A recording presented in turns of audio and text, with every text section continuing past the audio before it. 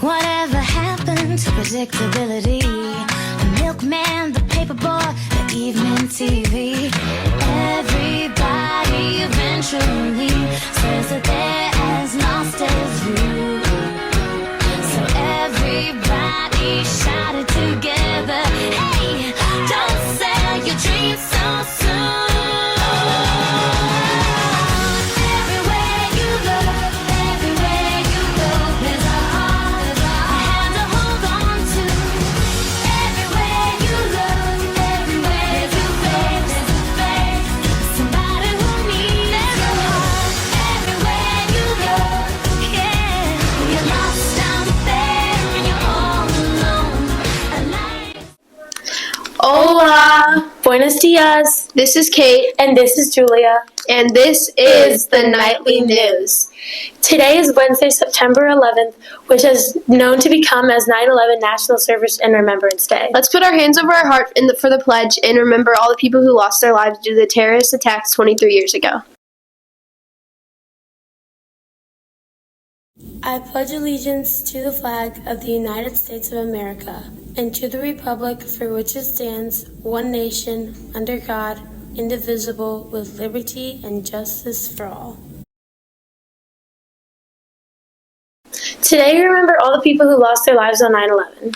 While we weren't born in 2001 yet, teachers still have plenty of stories and memories. It was a regular Tuesday morning, but suddenly the world was changed forever. At exactly 8:14 a.m. on September 11th, 2001, a low-flying plane roared over everyone's heads. The plane crashed into the North Tower of the World Trade Center. Everyone was panicking and thought it was an accident. Until another plane hit the second tower. On September 11th, 2001, 4 planes were hijacked by the terrorist group Al-Qaeda. One plane was taken by the passengers and crashed into a farm. One plane was taken and crashed into the Pentagon, and the other 2 planes hit the Twin Towers. Due to the attacks, there were nearly 3,000 casualties. Because of the nature of these attacks, TSA started cracking down on the security in airports. Let's go talk to teachers and ask them about their experiences during 9/11 and what they remember from 23 years ago. Who am I here with today? Mr. Craig Bowdenshots. Where were you during the 9/11 attacks? I was at work. We were just getting ready for the day, and we had the radio on as we were doing so. And all of a sudden, the DJs said something about a plane crashing into one of the Twin Towers. And we were just in disbelief. It was a very somber day. I can remember I was a pastor at the time, and part of my congregation they didn't know what to do, and they just showed up at the church looking for a place maybe to just talk this out and pray about it and things like that. It was a pretty unique time. Yeah. Unsettling.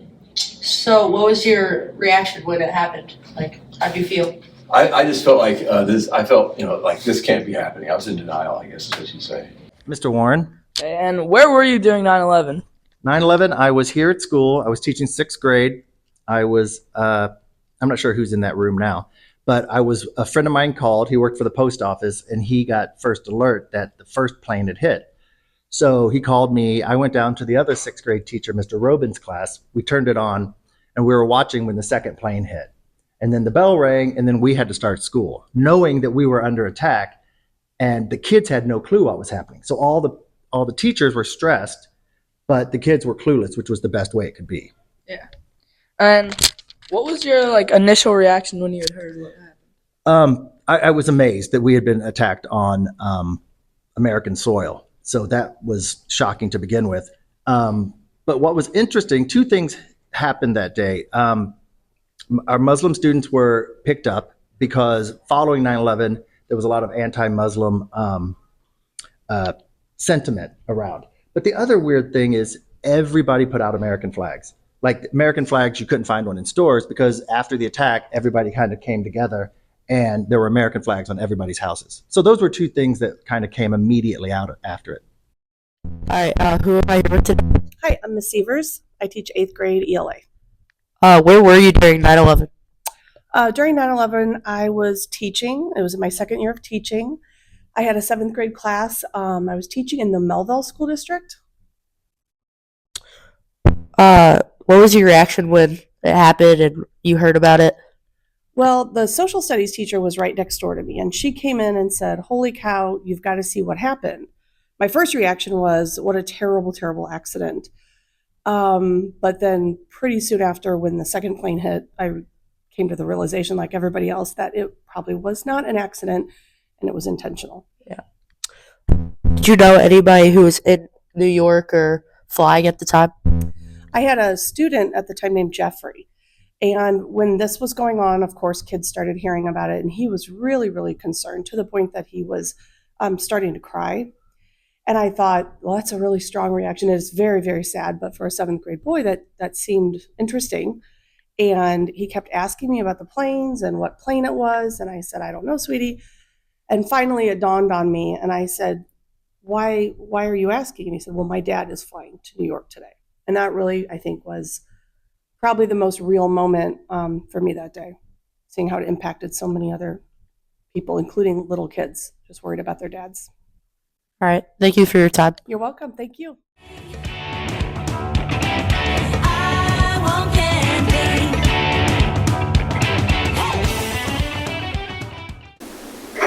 I want candy.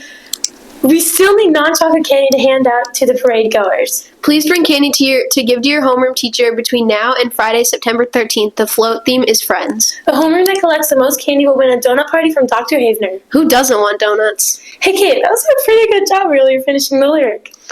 Let's go to Victoria and Wendy to see if Nipher students can finish some lyrics.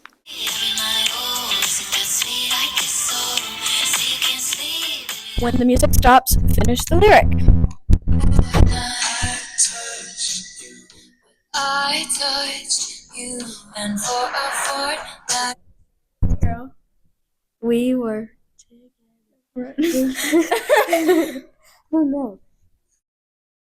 I don't think we know. I don't think we know. Okay.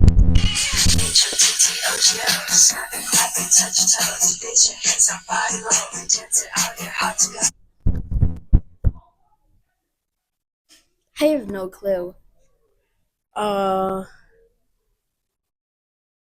Let my hair dance. No. Sorry. Out of my mind, how many times did I tell you I'm no good at being alone? Yeah, it's taking a toll on me, trying my best to. I'm about to lose control.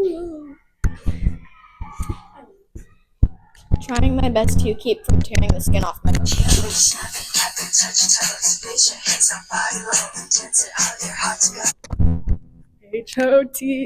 HOTTOGO. You can take me hard to go. Great job.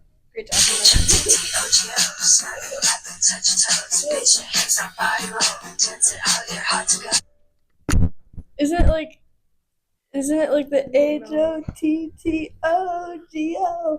You can take me home. Great job! Great job! You did it! You did it!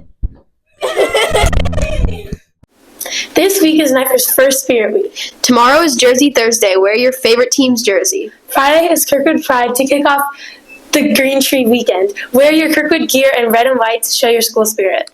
That's all for today, Nipher. Make sure to like And subscribe. and remember, You belong at Nipher! Everywhere